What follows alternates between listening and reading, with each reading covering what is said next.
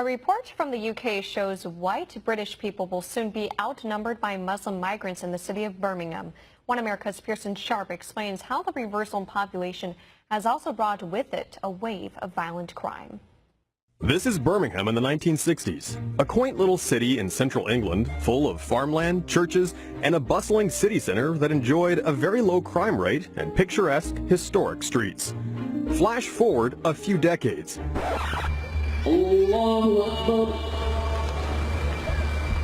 These images aren't from Iran, Iraq, or Afghanistan. No, this is modern-day Birmingham. A new report shows native Britons are on their way to becoming a minority in their own homeland.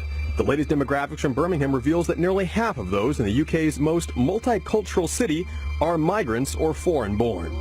Experts say that white Brits will soon be outnumbered as the city continues to swell with residents from Africa and the Middle East.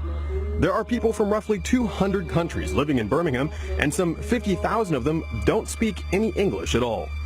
Immigrants make up 60% of Birmingham's growth over the last decade, but have also brought with them a massive spike in crime. Over the last few years, Muslim migrants have created areas of Birmingham known as no-go zones, places where non-Muslims are not welcome. This racist message was spray-painted on a wall in an inner-city ghetto of Birmingham in August of 2017. Native Brits say that it's a sad truth these areas are here to stay, and claim that many migrants have no intention of integrating or becoming British.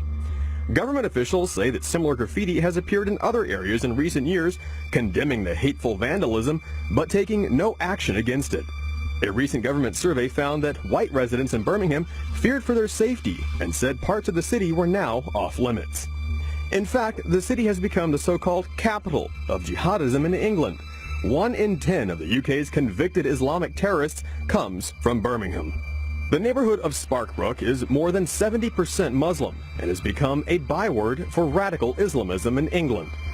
Houses there have been turned into bomb-making factories and were used in the deadly attacks on London's subway system in 2005 that killed 52 people. Muslim extremists have concentrated into several enclaves throughout the city, producing 26 of England's 269 convicted terrorists. One journalist who visited the city, Ross Kemp, said Birmingham is so violent he has to wear the same body armor he wore in Syria for protection. We want to end Islamic immigration, stop building mosques and madrasas, stop the funding coming in for Saudi Arabia, only for a limited time. When Islam has sorted itself out in this country and across Europe, when it's reformed to fit in with Western democracy and freedom, when that's happened, then start building mosques again, but you're just adding to a problem. Yet despite extensive evidence, Birmingham's government is turning a blind eye to the problem, instead calling the city a symbol of multiculturalism. Local leaders admit they're afraid of being called racist, and so they actively avoid getting involved in the city's growing jihadist movement. However, other politicians warn the Liberal City Council won't go after the immigrants because most Muslims vote for the Liberal Party. Local Christians and churches have been crowded out as well, with one main street, Ladypool Road, now home to over 22 mosques. Also on the rise are cases of children being sexually exploited by gangs of Muslim men, usually from Pakistan. Local councillors and experts warn that parents are being kept in the dark about such dangers, with the Birmingham Council refusing to alert parents to the situation. One gang member is suspected of raping 3 schoolgirls, but was bailed out on each occasion. 14 other gang members were also arrested in November for sexually assaulting underage girls. And in case some claim this problem is just limited to Birmingham, London, which has also seen a surge in immigration from Africa and the Middle East, just reported a 20% spike in cases of rape.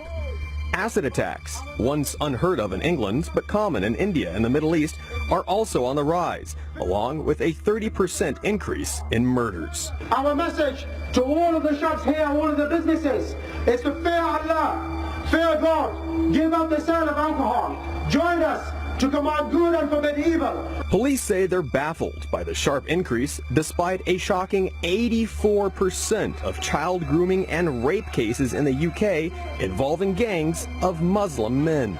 Experts predict native white Britons will be a minority in their own country by the year 2050. But far from a multicultural paradise, British cities like Birmingham and London show that this kind of unchecked immigration simply fuels conflict as migrants refuse to integrate and radical Islam takes hold.